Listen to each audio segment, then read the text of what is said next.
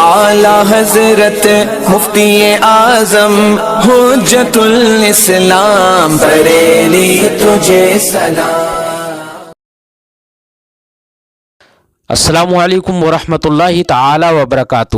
مرکز اہل سنت جامعہ رضویہ منظر اسلام کے یوٹیوب چینل ہم سبق درس نظامی میں آپ کا خیر مقدم ہے۔ پیارے بچوں، جنہوں نے ہمارے چینل کو اب تک سبسکرائب نہیں کیا ہے وہ ضرور سبسکرائب کر لیں اور بیل آئیکن بھی دبا دیں تاکہ ہر ایک ویڈیو کی نوٹیفیکیشن اپلوڈ کرتے ہی آپ تک پہنچ جائے، اور اپنے ساتھیوں سے بھی شیئر کریں۔ بات پسند آئے تو لائک بھی کریں اور اپنے قلبی تأثر کو کمنٹ کر کے ضرور بتائیں۔ اب آپ کے سامنے جامعہ رضویہ منظر اسلام کے ایک اہم اور ماہر استاد حضرت مولانا مفتی محمد ابراہیم صاحب قبلہ ہدایہ کا درس دیں گے۔ آپ ان کی گفتگو کو بغور سماعت فرمائیں۔ بسم اللہ الرحمن الرحیم۔ وَلَوْ قَالَ أَنْتِ طَالِقٌ مِّنْ هُنَا إِلَى الشَّامِ فَهِيَ وَاحِدَةٌ يَمْلِكُ الرَّجْعَةَ۔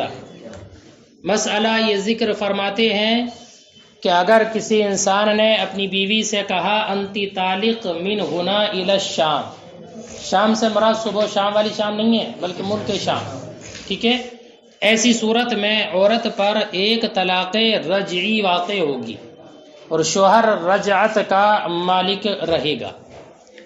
امام ظفر یہ فرماتے ہیں کہ طلاق بائنہ ہوگی۔ ان کی دلیل یہ ہے کہ اس نے طلاق کو موصوف کیا ہے طول سے، کیا لمبائی سے موصوف کیا ہے، اس بنیاد پر اس سے جو طلاق واقع ہوگی وہ طلاق بائنہ ہوگی۔ ہماری جانب سے جواب اس کا یہ ہے کہ نہیں، اس نے طلاق کو طول سے موصوف نہیں کیا بلکہ قصر سے موصوف کیا ہے۔ قصر کوتاہ کر دیا طلاق کو۔ کیسے کوتاہ کر دیا اس نے کہ اگر وہ صرف انتی طالق کہتا، انتی طالق، اور من ہنا الی الشام کا ذکر نہ کرتا تو ایسی صورت میں ہر جگہ ہر مکان میں طلاق واقع ہو جاتی ہے نا، جہاں چاہتا جہاں کہتا وہیں طلاق واقع ہو جاتی ہے نا، مطلق ہوتی، کسی بھی جگہ دنیا میں طلاق واقع ہو جاتی۔ لیکن جب اس نے من ہنا الی الشام کہہ دیا تو اب اس کو اس نے منحصر کر دیا ہے شام کے ساتھ۔ اب طلاق کو اس نے قصر وصف کی موصوف کیا ہے قصر کر کے، اس کو کوتاہ کر کے، اس لیے اب طلاق کا اس وصف کا اعتبار نہیں کیا جائے گا، چونکہ آگے آ رہا ہے ابھی طلاق کسی محل یا کسی جگہ کے ساتھ خاص نہیں ہوتی ہے۔ وَلَوْ قَالَ أَنْتِ طَالِقٌ مِّنْ هُنَا إِلَى الشَّامِ فَهِيَ وَاحِدَةٌ، تو ایک طلاق ہوگی يَمْلِكُ الرَّجْعَةَ، شوہر رجعت کا مالک ہوگا۔ وقال ظفر، امام ظفر نے فرمایا ہی بائنہ، وہ طلاق بائنہ ہوگی، لأنه وصف الطلاق بالطول، اس لیے کہ اس نے موصوف کیا طلاق کو طول سے۔ قلنا، ہم کہتے ہیں لا نہیں، بل وصفہ بالقصر، بلکہ اس نے طلاق کو قصر سے موصوف کیا، کوتاہ کر دیا ہے۔ لأنه متى وقع في الاماکن كلها، اس لیے کہ جب طلاق واقع ہوتی تو تمام اماکن میں، تمام جگہوں میں واقع ہوتی۔ ولو قالت انت طالق بمکہ او فی مکہ فہی طالق فی الحال فی کل بلاد، اور اگر اس نے کہا انتی طالق بمکہ یا کہا انتی طالق فی مکہ، تو اب فی الحال جس جگہ میں طلاق دی عورت کو اسی جگہ طلاق واقع ہو جائے گی، ہے نا۔ ایسا نہیں کہ عورت مکہ میں داخل ہو یا مکہ جائے تبھی طلاق واقع ہو، نہیں، جس وقت میں اس نے کہا ہے اور جس جگہ بھی اس نے کہا ہے اسی وقت اسی جگہ پر طلاق واقع ہو جائے گی۔ ایسے ہی عورت سے کہا انت طالق فی الدار، ہے نا، فی الدار، بازار گئے گھومنے پھرنے کے لیے، راستے میں کیا دیا تجھے گھر میں طلاق۔ اب بیٹا ایسا نہیں کہ عورت گھر سے واپس آ جائے، راستے سے باہر سے واپس آ جائے، گھر میں آ جائے تو طلاق واقع ہو، نہیں، فوراً جس جگہ کہا ہے، جس مقام پر کہا ہے اسی جگہ پر طلاق واقع ہو جائے گی۔ وجہ وہی ہے کہ طلاق کسی مکان سے مخصوص نہیں ہوتی۔ ایسا نہیں ہوتا کہ اس جگہ طلاق واقع نہ ہو اور دوسری جگہ، دوسرے کا مکان میں، دوسرے کمرے میں طلاق واقع ہو جائے، ایک مکان کو چھوڑ کر دوسرے مکان میں طلاق مخصوص نہیں ہوتی۔ وَلَوْ قَالَ أَنْتِ طَالِقٌ بِمَكَّةَ أَوْ فِي مَكَّةَ فَهِيَ طَالِقٌ فِي الْحَالِ، تو وہ عورت فی الحال طلاق والی ہوگی، فی کل بلاد، ہر شہر میں، ہر جگہ میں۔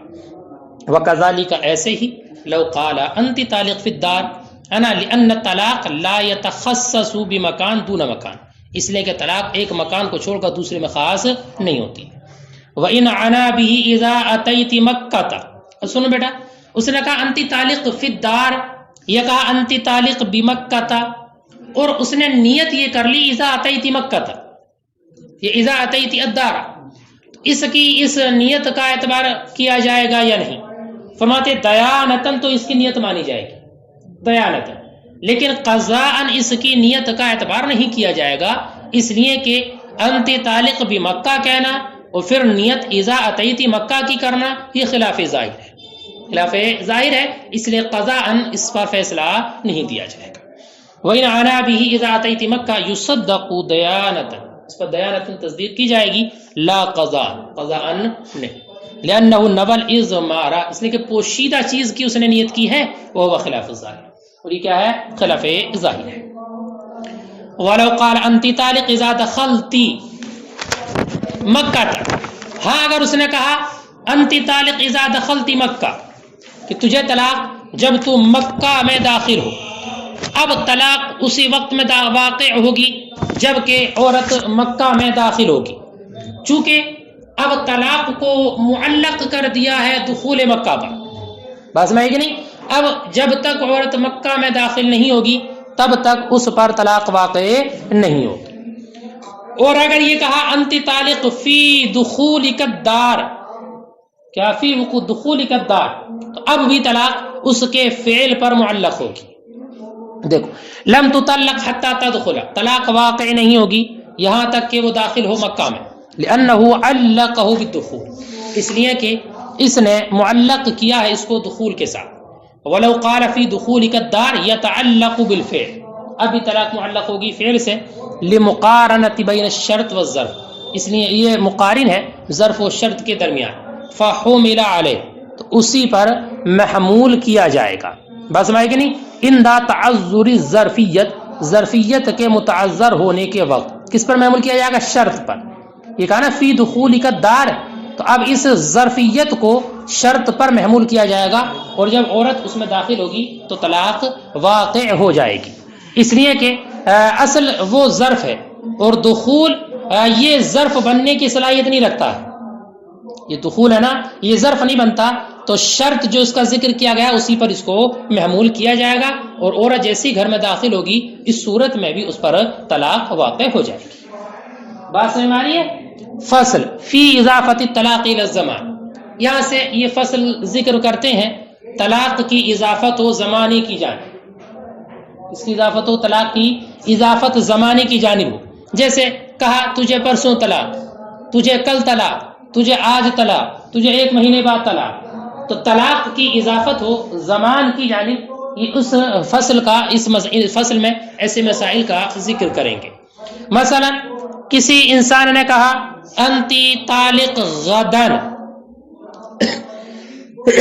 کیا کہا بیٹا؟ غدن، کہ تجھے کل طلاق. اب غد کا اطلاق تو بیٹا پورے دن پر ہوتا ہے، طلوع فجر سے لے کر غروب شمس تک کا جو وقت ہے اس پر غد کا اطلاق ہوگا. لہذا جیسے ہی فجر کا وقت، فجر طلوع ہوگا، فجر صبح صادق مراد ہے، ٹھیک ہے، اس وقت میں اس پر طلاق واقع ہو جائے گی.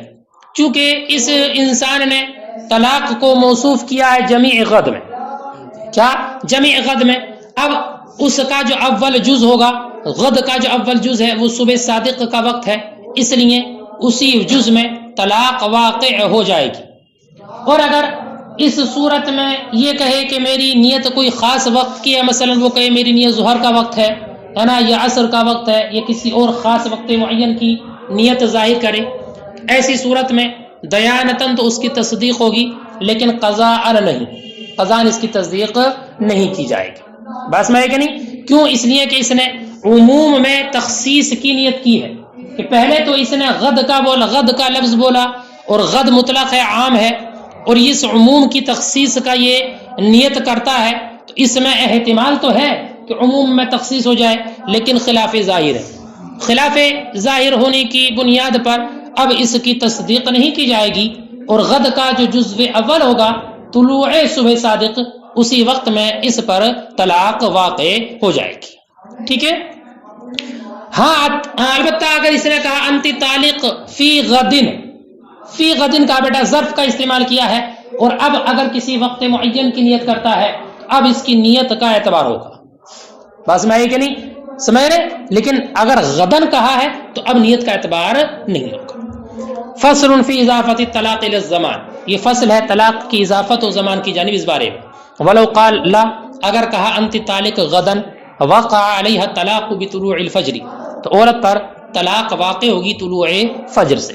لأنہ وصفها بالطلاق فی جمیع الغد، اس لیے کہ عورت کو موصوف کیا طلاق سے جمیع غد میں. وذالک بوقوعہ فی اول جزء منہ، اور وہ اس کے واقع ہونے سے ہے اس کے جزو اول میں. کس کے؟ غد کے جزو اول. ولو نوا بھی آخر النہار، اور اگر غد سے مراد آخری دن لیا، آخری نہیں کوئی بھی وقت مراد لیا، صدق دیانتاً اس کی تصدیق کی جائے گی، لا قضاء. لأنہ نوت تخصیص فی العموم، اس لیے کہ اس نے عموم میں تخصیص کی نیت کی ہے اور یہ اس کا احتمال لگتا ہے. وکان مخالفا للظاہر، لیکن یہ ظاہر کے مخالف ہے. ولو قال انت طالق اليوم غدا وغدا اليوم، سنو بیٹا یہاں سے ایک مسئلہ یہ ذکر فرماتے ہیں کہ انسان نے طلاق کی اضافت کی زمان کی جانب، لیکن اس نے دو زمانوں کو ذکر کیا. کیا بیٹا؟ دو زمانوں کو، دو وقتوں کو ذکر کیا. جیسے کہ کہا انتی طالق الیوم غدن، یا کہا انتی طالق غدن الیوم. اب اس وقت میں جب اس نے دو وقتوں کا، دو زمانوں کا ذکر کیا ہے تو کس وقت میں اور کس زمانے میں طلاق واقع ہوگی؟ فرماتے ہیں تکلم میں جون سا زمانہ مقدم ہے. تکلم میں دو زمانے ذکر کیے نا، تو تکلم کے اعتبار سے جو زمانہ اول ہے، مقدم ہے، اسی میں طلاق واقع ہو جائے گی. اس لیے کہ مثال کے طور پر جب اس نے کہا انتی طالق الیوم غدن، انتی طالق الیوم کہنے کی بنیاد پر طلاق میں تنجیز پالی گئی.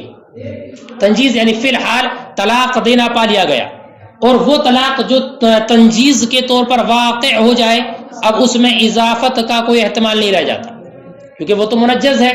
تنجیز پالی گئی تو اب اضافت کا اس میں کوئی احتمال نہیں، اس لیے غدن کہنا یہ لغو ہو جائے گا. ٹھیک ہے؟ یا اگر اس کا الٹا اس نے کہا انتی طالق غدن الیوم، تو غدن کی بنیاد پر طلاق مضاف ہو گئی ہے اگلے دن میں، اگلے دن میں، اور مضاف جب ہو گئی اس دن میں تو اب اس کی تنجیز نہیں کر سکتا، کیونکہ اگر تنجیز کرے گا تو اس اضافت کا باطل کرنا لازم آئے گا. اس لیے بعد والا جو قول ہوگا الیوم وہ لغو ہو جائے گا. اس لیے ان دونوں صورتوں میں جس لفظ کا یا جس وقت کا تکلم پہلے ہوگا اسی میں طلاق واقع ہوگی. اگر انتی طالق الیوم غدن کہا تو اسی دن فی الحال طلاق پڑ جائے گی، اور اگر انتی طالق غدن الیوم کہا ہے تو غد میں جزو اول جو ہوگا صبح صادق کا اس میں طلاق واقع ہو جائے گی. ولو قال انتی طالق الیوم غدن او غدن الیوم فإنه یؤخذ بأول الوقتین، تو اس میں لیا جائے گا دو وقتوں میں سے اول کو، الذی تفوہ بھی، کہ جس کا اس نے تکلم کیا ہے، یہ پہلا والا جو لفظ ہے اس کو. فیقع فی الاول فی الیوم، تو پہلی والی صورت میں طلاق واقع ہوگی یوم میں، وفی الثانی، اور دوسری صورت میں فی الغد، غد میں. لأنہ لما قال الیوم، اس لیے کہ جب اس نے الیوم کہا کان تنجیزا، تو یہ تنجیز ہے. والمنجز لا يحتمل الاضافہ، اور جو چیز منجز ہو اس میں اضافت کا احتمال نہیں ہوتا. ولو قال غدن، اور اگر غدن کہا کان اضافہ تو یہ اضافت ہوگی. والمضاف لا يتجزز، اور مضاف کیا تنجیز نہیں ہوتی مضاف میں، لما فیہ من ابطال الاضافہ، اس وجہ سے جو اس میں باطل کرنا ہے اضافت. فلغا اللفظ الثانی، تو دوسرا والا لفظ لغو ہو جائے گا فی الفصلین، دونوں صورتوں میں. اگر غدن بعد میں مذکور ہے تو یہ لغو ہوگا، اور اگر الیوم بعد میں مذکور ہے تو یہ لغو ہوگا. ٹھیک ہے؟